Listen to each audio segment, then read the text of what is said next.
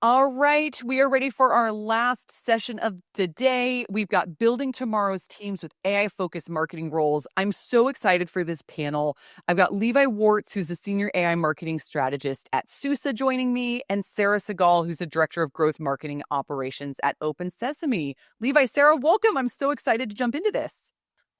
So excited.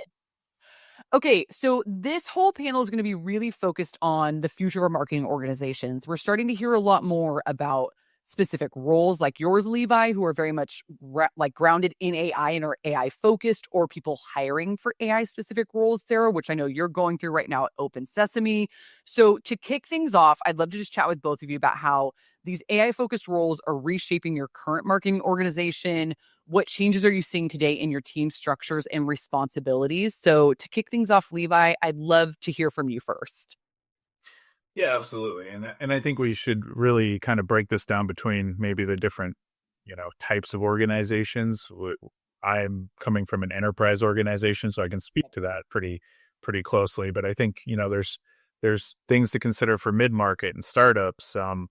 And there'll be a lot of different approaches based on those different org setups and where they're at. So this may not apply for all, but I'd like to kind of touch on what I've heard, at least in the other two, right, which is startups and mid-market. What is kind of interesting about startups is the newer ones are becoming AI native. So they're really integrating, it's like top and bottom coming together and bringing AI throughout the entire organization, which is really unique. Just the timing's right, I guess, for them.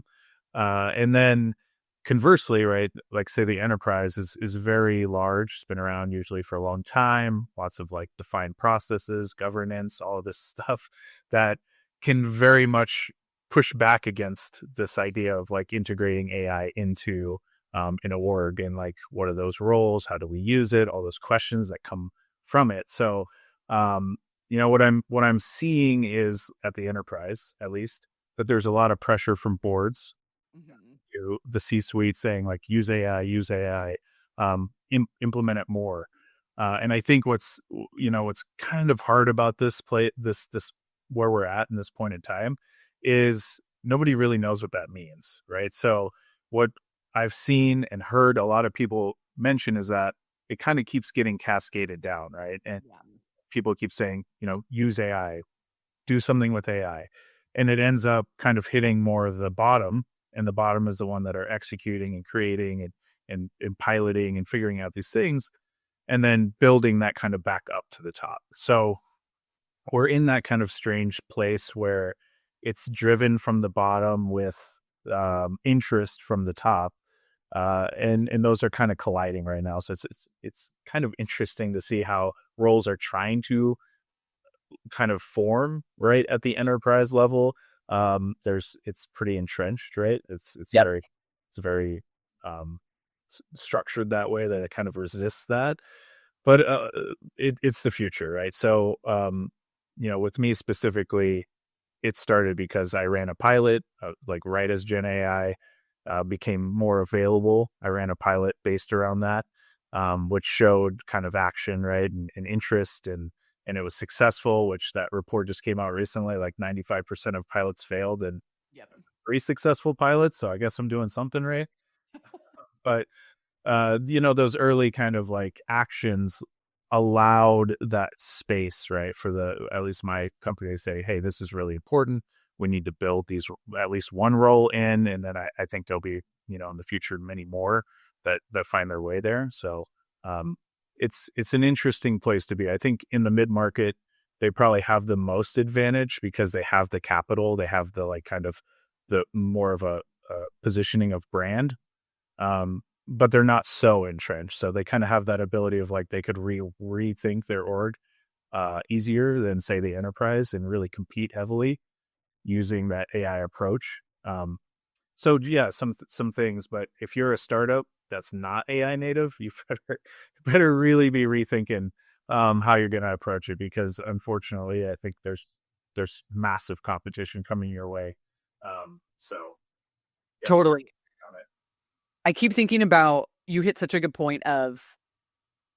Is this something that every person in your team is starting to use? Like, I think, it's coming top down. You're hearing from boards and C-suite, like, you need to be using AI. And I, as a leader, I'm trying to think of the same things where I'm like, okay, am I encouraging every person on my team to start integrating AI into the role? Which I think the answer is obviously yes. But have you reached the point where, one, that's a whole new skill. Like, that is an incredibly, like, I try to lead from the front. I'm trying to build agents right now. And I'm like, man, this is like, it takes a lot of knowledge that is a lot of us don't have and haven't had time to learn if you're in a very like high growth role and you have a lot of responsibilities. So then I'm like, okay, when does that become a full-time role for someone versus me asking everyone on my team to learn a whole new skill and incorporate into their day-to-day? So Sarah, I'm curious to get your thoughts on org changes and how you're thinking about AI focused roles in general. Yeah, this is it's actually really interesting. So a little bit about where I work. So Open Sesame, we are really focused in learning and development, professional development space, and skill building. And I feel like I'm not a marketer if I don't come to a webinar with some metrics or some numbers, right? But we've been super heavily involved in this because I look at it from a marketing lens, but this is really an entire organizational impact, right? We think about it the whole org. And some of the stats we've been pulling for our own org when we're thinking about how we're positioning, one of them is that, or two of them together, really interesting. And this is from between McKinsey, a McKinsey report earlier this year, and a World Economic Forum Future Jobs report, is that 90% of CEOs don't think that they have a workforce that's AI powered. And 40% of leaders know that there is a skills gap when it comes to AI adoption. And I feel like those go exactly, Levi, to what you said. Like I experience for myself, we get a lot of pressure and a lot of excitement from our C-suite and our leadership of like, to use AI, let's maximize this. We have an enterprise chat GPT, let's use it. And then the real reality is, okay, but how? Right? Like, how, like, cool. Do you want me to just like chat GPT everything? Like, what do you mean? And I think that's where it's right now. It is, we're, considered mid-market. And I love what you said, Levi, about like, we do have a little bit of the sweet spot of we have some willingness and openness to try new things. We have some capital where we're able to invest in tech some, but there still has to be like, it's not just implementing a tool. It's not just adding on a role. Like this is impacting how is marketing and go to market overall evolving, and how do you do it in a way that you're not just like using AI for the sake of AI. And I think right now it's still really more of a conversation than actual action. I think there's more talk about it than action because people don't know where to start. And what we've really been doing, as we get in more about like the idea of this role that we're trying to create and just this gap we're trying to fill is, all right, let's cut out where we try to like use AI. Let's try new things. Like, let's just look at like, what are we doing today that we can either drive efficiency or drive effectiveness better, right? And that's where we can try to figure out where can AI come into play. Yes, in some of the current roles and identifying how we can upskill our team. But if there are certain areas, like what we're going to be trying to focus in on is a motion that is pretty repeatable and pretty standard of, okay, that's usually an area that is good for AI. And how can we pinpoint something that's already happening rather than trying to create net new in a way and evolve that to create a role or create a function? Yep. Now, I want to kind of double click on that a little bit because I know before we did this session, you and I were chatting about you're starting a pilot program at Open Sesame about an AI focused role because of what you just talked about. Like you've reached the point where like we do think there are areas within the organization that are repeatable enough that we can start to use AI to scale them, but who's owning that function? So can you walk me through how Open Sesame came to this decision to pilot an AI focused role and what even is that role? Yeah. So, let me Wayback Machine back in June, which feels like forever ago, right? I feel like that's how B2B tech is. June feels like ages ago. But back in June, so I'm work really closely with our sales team and our ops team, and we've had changes and going through a lot of different adjustments. But one thing we identified is that we use Qualify, our chat. That was one of the first areas we've used AI in part of our go-to-market functions, and just really from the chat on our website and a little bit of it. And what we identified with that, and we're looking through our entire go-to-market funnel, is like basically we have two funnels like most, right? We have inbound hand raisers and we have other people come in, in QLs and even like engaged accounts that both of them our SDR team is working today. And with working, like talking to sales and listening to sales and hearing that, like we know human touch points and the human experience is key and super valuable. And that's where like uniqueness comes in. But that uniqueness of how you have to adjust and change things is typically on the outbound side, because inbound is pretty repeatable, super important, highly important. That's where the majority of our marketing revenue and pipeline comes from. But the process itself is fairly repeatable, right? Someone comes in, they need to be, qualified, and then they can go over to a rep. So that's what we identified of, all right, if there is a repeatable process that we already are going through, it takes time, it's taking effort. Are there ways that we can apply AI to that and still get the same or better results with less input, right? Less human hours. And those human hours can go to do more value-driven efforts. So that's where it started, of like, all right, how do we actually drive efficiency? How can we potentially scale this? And trying to do it from a test and learn model. So we're very much in the middle of it. And frankly, we're at a point where like this has evolved and changed. We had an idea a month ago of what this role would be. It was going to be an inbound automation SDR. That may still be the case. It may not be, as we dig in more and identify, oh wow, maybe a phone call is super important for our inbound flow. Maybe it's not. Maybe we need to segment out our audience a little bit more. So we're very much in a test and learn still, an adjustment, but putting that role on paper and getting sales, marketing, our ops to align that we know we need to do something here has already been the biggest driver of like getting like us to be able to move forward and get some type of movement here. Yeah. And I think something that's really interesting about that is both, Levi, my next question is for you, and it's going to be sort of around your transition into your role, but you both have mentioned pilots. Like Levi, your role kind of started as a pilot program. And Sarah, you're talking about this role that you're hiring for being a pilot. And it's so interesting to me because a traditional marketing role, you don't hire on a pilot basis. Like you don't think about any other role on a pilot basis. You think like, okay, we're going to hire an ops person, or we're going to hire this person. And those roles are pretty set in stone with like slight variations. But now we're in this new world where we're like, okay, these are brand new roles that no one has ever hired before. We've never built them out before. So piloting them and testing them and learning does feel like the right thing to do. But that's really scary. So I'm curious, Levi, like you moved from a traditional marketing role, you piloted out an AI specific role. What prompted you to make that decision? I'm just curious to talk about like your journey from moving between those two roles, because that must have been pretty nerve-wracking. Yeah, I mean, fair question. I think I would note though, I don't know if I've ever been in a traditional secure marketing role. If she rule these days. Because when I got to my degree, it was in professional writing. Everybody's like, "What are you going to do with that?" Right? Write it. I'm like, "Have you heard of the internet?"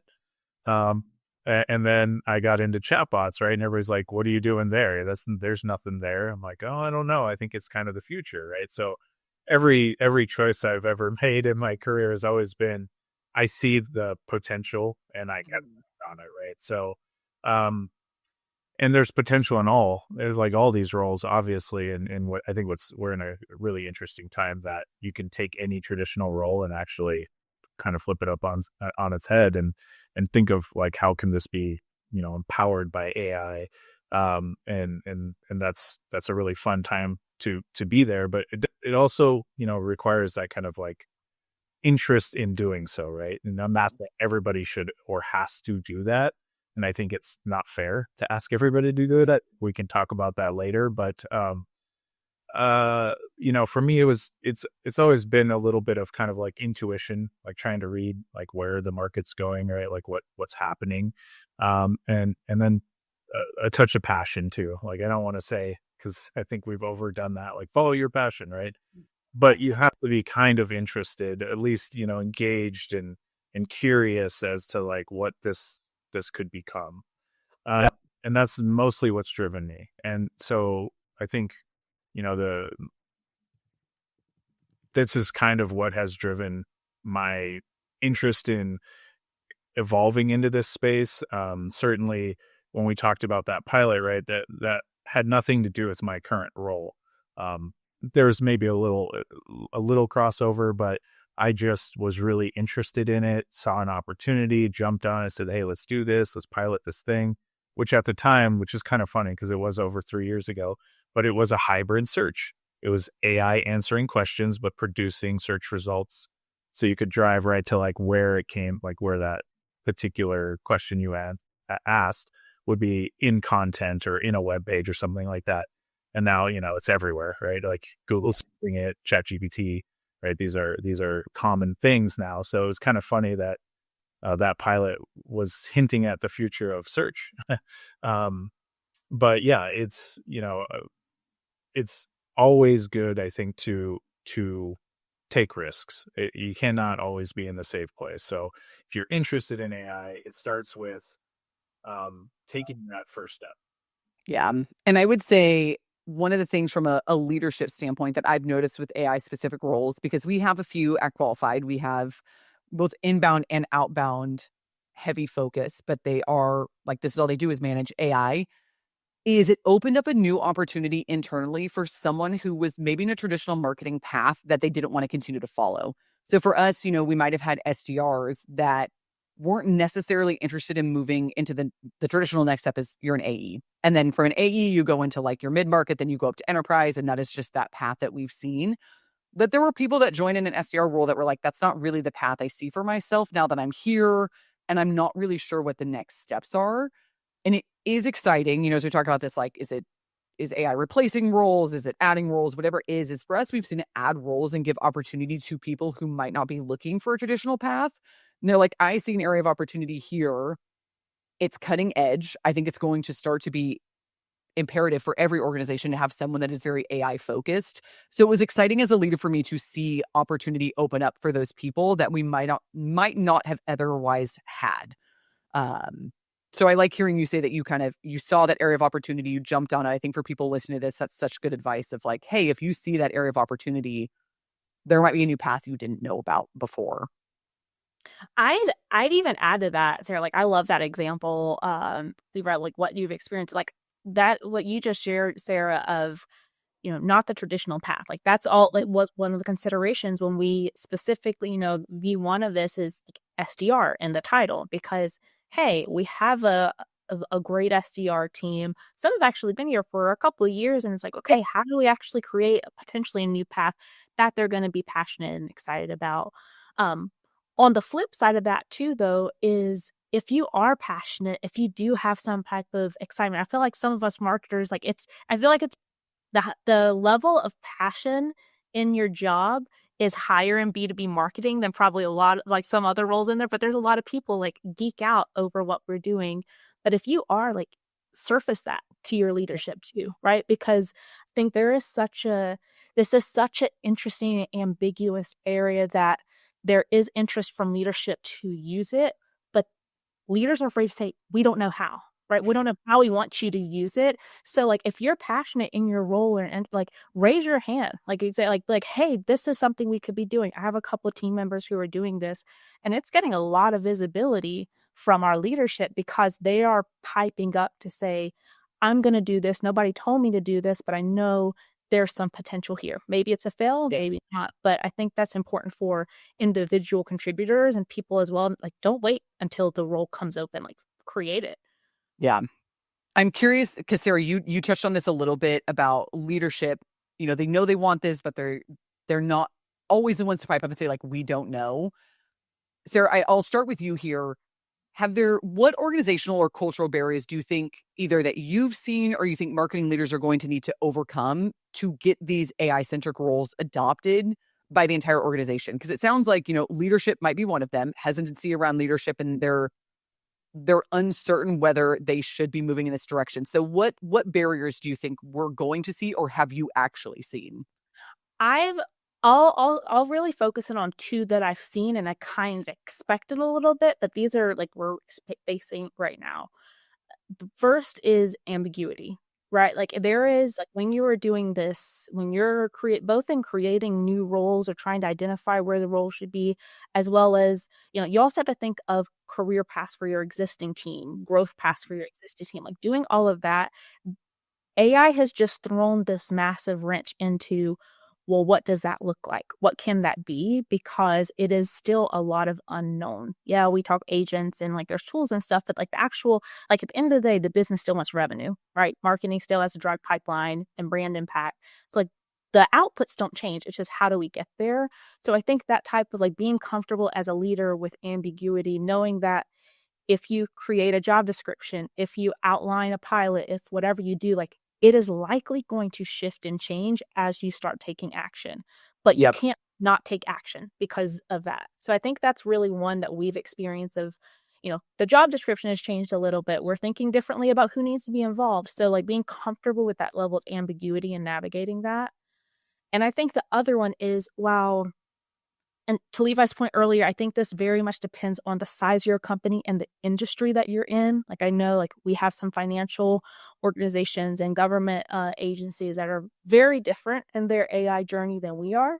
But if you are in, mid-market, SMB, like if you're really a startup or mid-market or in an organization that is embracing AI, also being able to set expectations with executive leadership and leadership, like what can actually happen.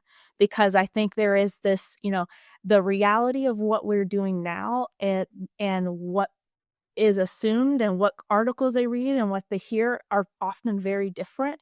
And the idea of like the little stuff that I think, oh, AI can fix that, when it has a million workflows and you still need some coding and things. Like I think just being able to, as a leader, as a team leader, someone who is trying to create this role, be part of that, like knowing how to set expectations and being close enough to the ground to be able to confidently tell leadership, actually, here is a path. No, this can't go that fast. And being able to have the examples of why that is. Yeah. And Levi, you mentioned earlier at SUSE, you're an enterprise company, which is notoriously known for barriers and red tape. Did you run into any as you were moving to shift into this? You've always been on kind of like a cutting edge role, but as you moved into this AI specific role, did you hit any barriers from people or anything in your organization that you had to overcome? Yeah, I mean, and SUSE is also a German company, right? So the governance is extreme, and certainly EMEA and AI is having a huge discussion, right? So it can be very difficult to navigate that as well. I will say a lot of our pilots run in North America first, right? We use North America to experiment with and bring these things, kind of test them, which gives us a little more flexibility. But with the intention of like, we want to go global with everything we do, and we have gone global with other things, right? But it just it's like a good crawl, walk, run type of approach. Maybe the run will come in many years later, but the crawl, walk, right? That's where we're at today, and that's fine. I think there's real value being generated immediately. And it really depends on where you focus it, obviously, for the value that you see generated. But I think kind of continuing what Sarah was saying, I think there's a lot of uncertainty, right? Which leads to fear, which causes leaders to take a risk adverse approach. I think we saw this in the beginning with just when AI was first coming out, and leaders kind of pushed back and was like, I don't know about this stuff. I want to see more validation. And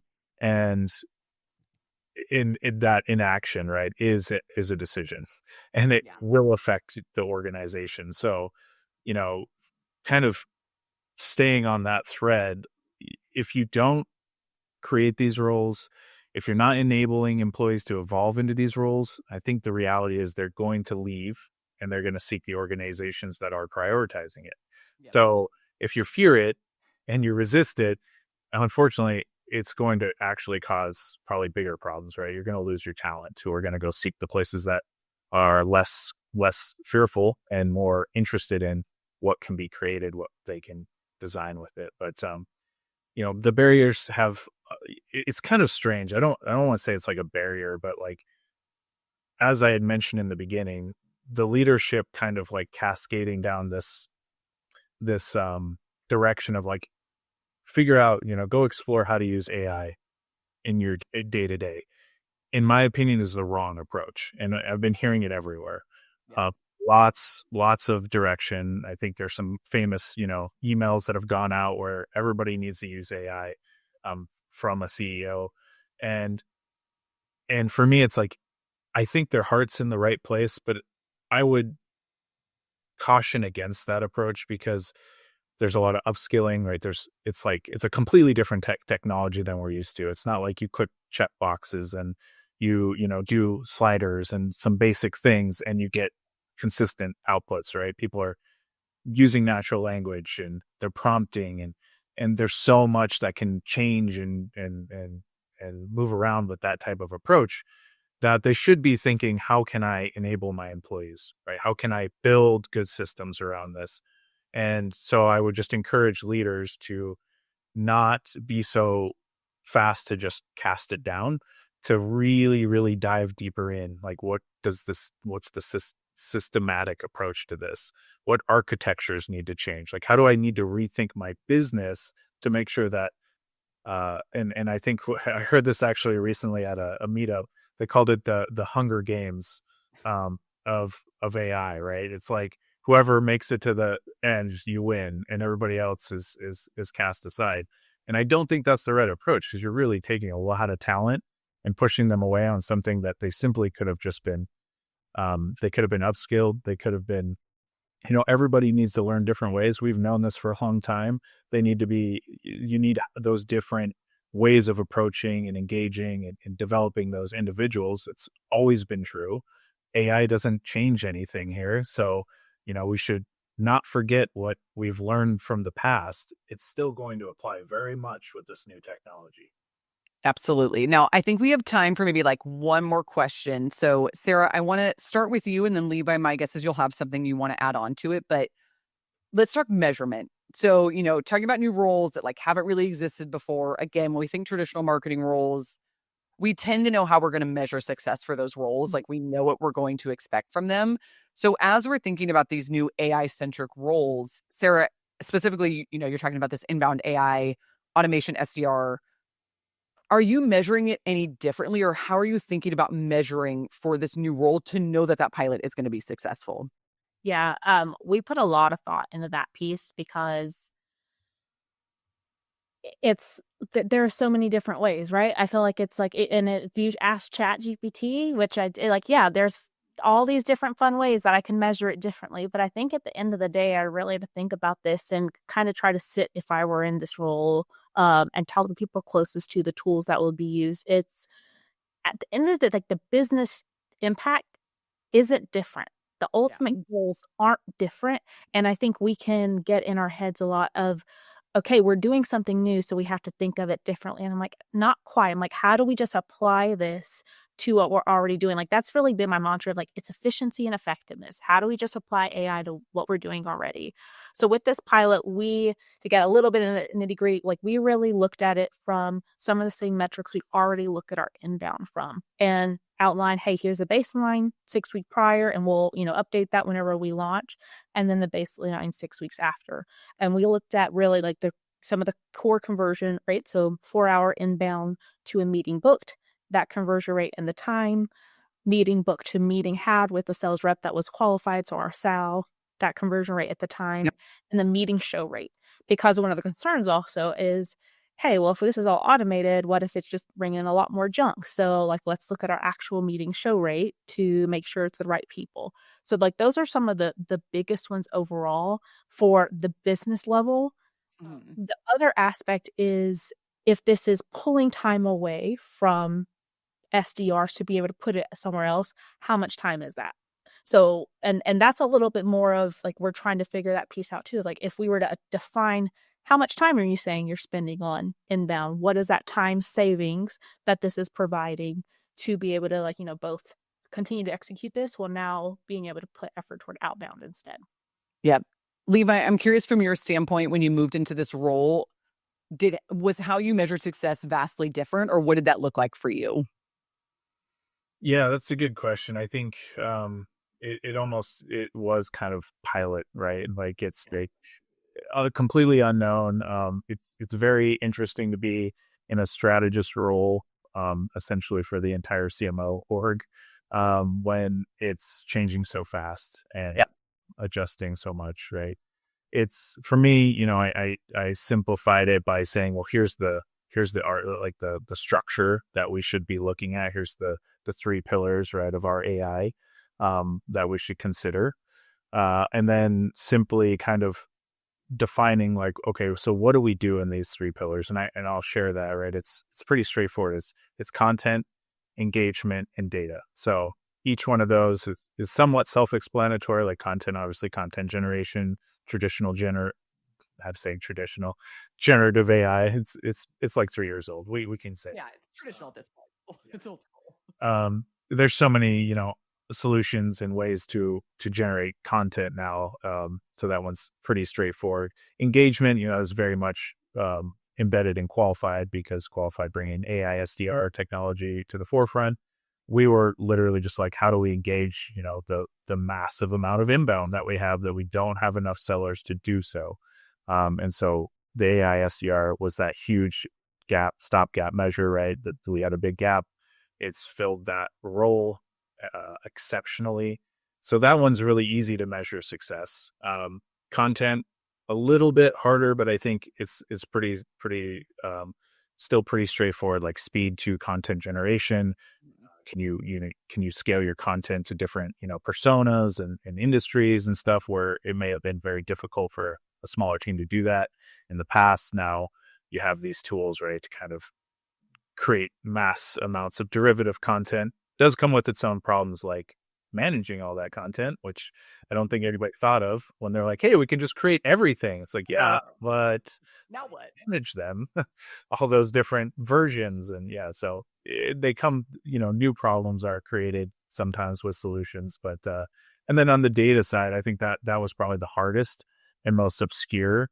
But I think we're moving forward with some really cool solutions and seeing this like evolve in the market pretty rapidly. So each of them has their own kind of, niche success, that we're looking at, but some are very obvious. Some aren't so obvious. Like, for example, on data, like how do you ingest data and understand, what are causal factors in a campaign being successful, and then reduce the speed or the time it takes you to spin up a campaign from a month to a week, right? That's a huge success metric if you can do that. So some examples of ways we're kind of looking at it. Yeah, that's amazing. Well, Sarah, Levi, thank you so much for joining us at the Agentic Marketing Summit. It was so great to chat with you about this